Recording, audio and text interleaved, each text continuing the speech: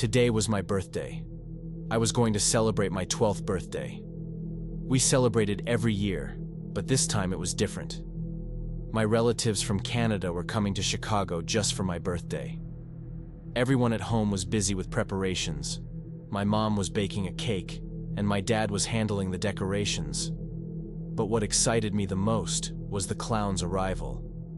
My parents had invited a clown to surprise me for the evening. This was a completely new experience for me since I had never celebrated my birthday with a clown before. As the evening approached, the first guests began to arrive. My aunt, uncle, cousins, and their kids came one by one to greet me. The table was set, and there were colorful balloons, flags, and lights everywhere. Everything looked wonderful. My excitement grew with each passing minute.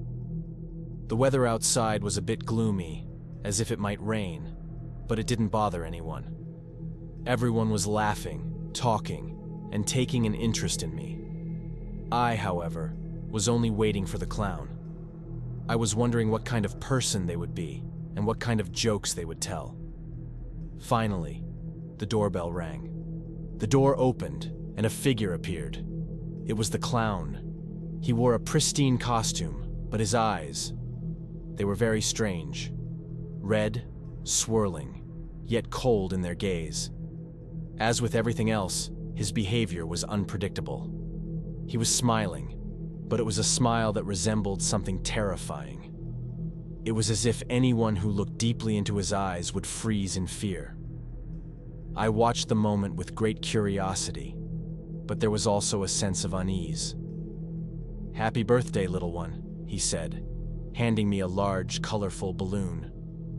I looked at him with some suspicion, but decided everything seemed normal and took the balloon. Everything seemed fine, but his immaculate costume and the strange expression on his face made me feel uneasy. A few minutes later, the clown laughed and joined us, beginning to entertain me and the other kids at the birthday party. After a while, they told me, "Go upstairs and get your hat." I agreed, since I hadn't forgotten that my hat was on the edge of my bed. I went upstairs to my room, grabbed my hat, but something didn't go as expected. Suddenly, the door to my room slammed shut. I was in shock because no one had closed it. At that moment, I heard a strange sound from the bathroom. I sensed someone was there. I paused for a moment, but then gathered my courage and slowly opened the door. Inside, the clown was standing there. But just a few minutes ago, he had been downstairs at the party. I tried to approach him. "Are you here? Is there a problem?" I asked, but received no answer. He just stared at me, motionless, with his eyes locked on mine. I briefly turned away from his gaze, but then convinced myself there was nothing wrong. At that moment, I closed the bathroom door. But this was no ordinary situation. As I turned around, the clown was already standing in front of my room's door. He was just staring at me. His eyes were darker than before, much darker than just a few seconds ago. I felt frozen in fear. A few seconds passed, and his terrifying expression suddenly turned into a scream.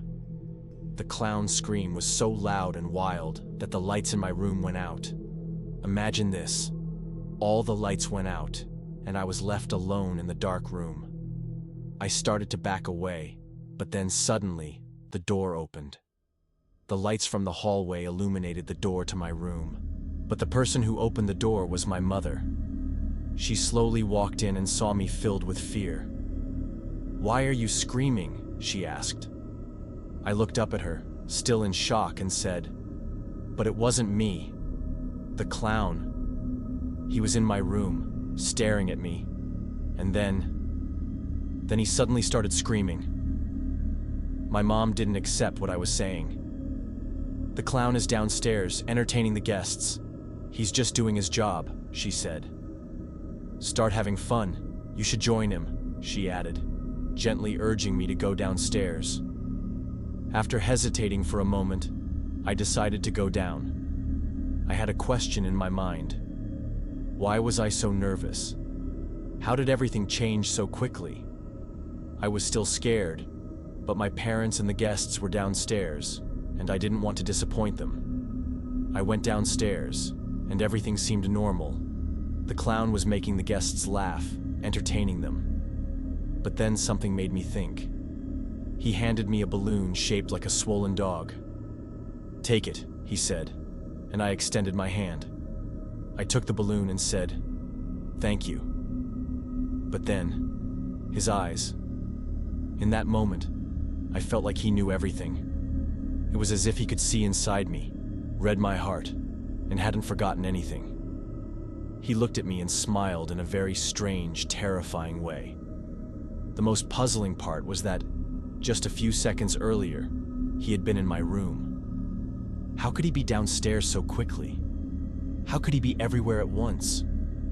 That's when I realized that this clown was not normal.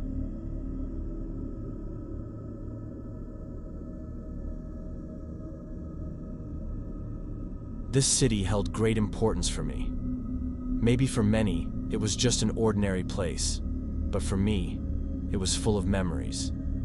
I spent my childhood here, graduated from school here, found my first job here.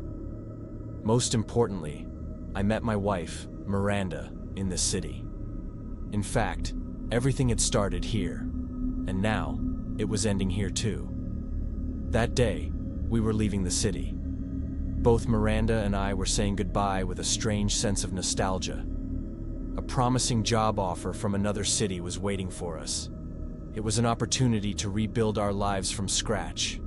We had packed all our belongings, taken care of all the paperwork, and now, in the darkness of the night, we were on a long road, heading toward a new beginning. I was behind the wheel, and Miranda was sitting next to me. The road was long, but we tried to pass the time by talking. She was a bit emotional, gazing out the window, speaking softly about this city. Every corner held a memory for us. After a while, her tone changed. She began talking about a strange urban legend she had heard about this place. Apparently, a few years ago, there had been a series of clown attacks on people here. At first, people thought it was a joke, but eventually, serious incidents occurred. Unexplained assaults, missing children, a strangely dressed figure seen wandering the streets at night.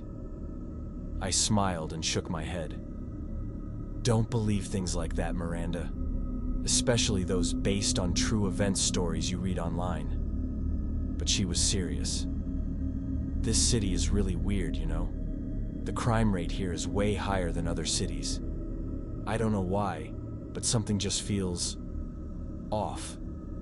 She said that just as we were entering the city limits.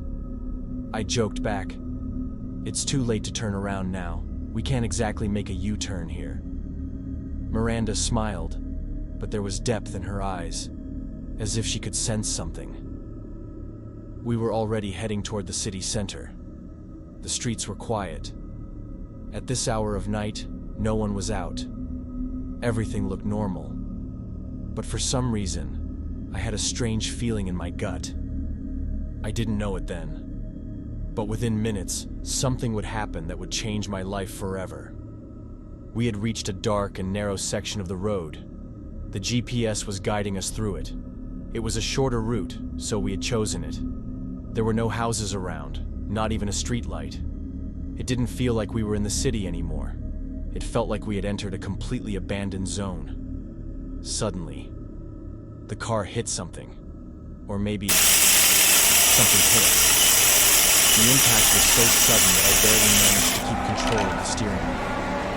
I pulled the car over and stopped. "Did you feel that too?" Miranda asked, her voice trembling.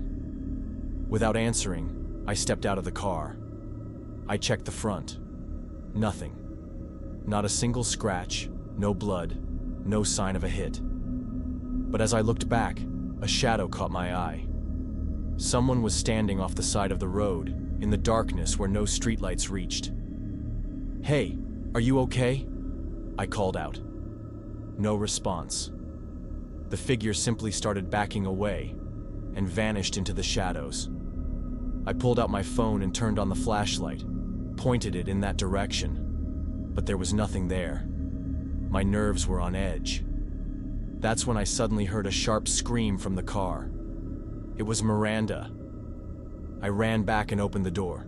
She was shaking. Her voice was barely audible. He was just here. He had an axe. He looked like a clown. Drive. Drive now. I paused for a moment and listened. Nothing. Just silence. I jumped into the driver's seat and turned the key. The engine started. But then, a loud popping sound came from the back. Both rear tires had blown. I jumped out and checked. The tires had been slashed. Someone had cut through them with a sharp object. Miranda was right, I whispered to myself. Then I heard her again. He's here. I can see him. I turned to look. Miranda wasn't in the car anymore. My mind went blank. How could she disappear in a split second? I looked straight ahead. In the headlights, I saw a figure. It looked like Miranda, or someone pretending to be her. She held her arms out toward me, her voice shaking. He's here. Please, get out. Help me. As soon as she said that, a shadow emerged from behind her and dragged her into the darkness. It happened so fast, so violently. She vanished right in front of my eyes. I stood frozen, paralyzed. The fear tearing through me couldn't be described in words. In that moment, I was frozen in place. My brain wanted to scream, but my body couldn't move. Miranda had disappeared in the blink of an eye. Her voice was still in my ears, but she was no longer there, nor was the shadow that had dragged her away just moments ago.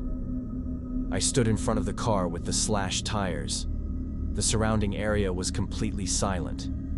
It felt as though the world had held its breath. As I looked down, something caught my attention. An object lying on the ground. An axe. The very one the clown had been holding. Fresh bloodstains glistened on it. My hands and legs were trembling as I grabbed my phone and dialed emergency services. My voice barely came out. I couldn't even explain exactly where I was. They said, "We'll send a tow truck." But what I needed wasn't someone coming to tow the car. My wife was missing, and I couldn't comprehend it. About half an hour later, the tow truck arrived. When they got there, I kept my distance from the axe. I hadn't touched it. The police arrived too. They questioned me. I told them everything that had happened, but there was disbelief in their eyes. Miranda was never found. The surrounding areas were searched, but there were no signs. It was as if she had vanished into the earth. Over a year has passed since then. I stayed in this city. I even accepted that job offer. For some reason, I couldn't leave. Maybe it was the hope of finding her. The hope of finding a trace. Sometimes, when I drive down that same road, that night replays in my mind. Sometimes, at night, I feel like someone is standing by my window. Sometimes, it feels like someone is walking around my house.